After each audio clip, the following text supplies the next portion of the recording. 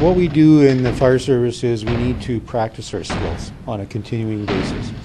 And often it's very hard to do different things. So what we've come up with is we're building props in the fire hall, and what we've done here right now is we've built a prop that simulates a roof. So it's the side of a house basically. We've shingled it, we've sheeted it just like we would find in a normal residence.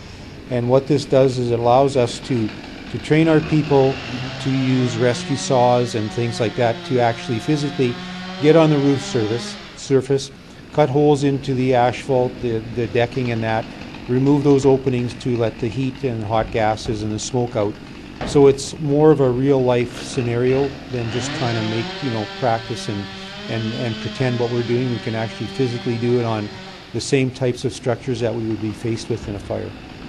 The smoke coming in here, this isn't real smoke, it's done inside, but it helps to make it real? Well, we're trying to make it as realistic as we can. So we can use our rescue saws, we're actually physically cutting with them onto the surface. We put smoke into that structure too to simulate the smoke coming out and make it as real as we possibly can.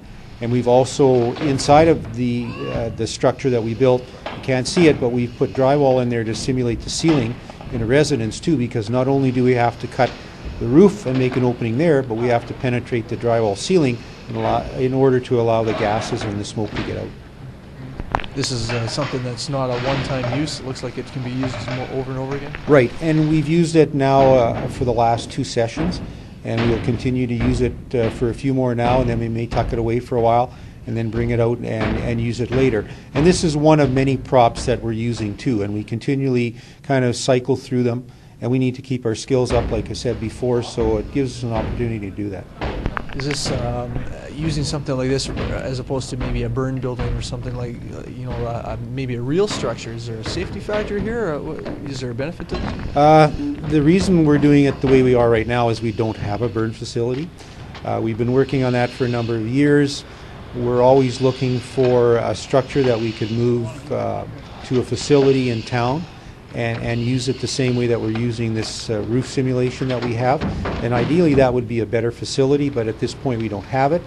It may be something that we will get in the future, so we're trying to make the best of what, using this type of thing to make the best scenarios we can.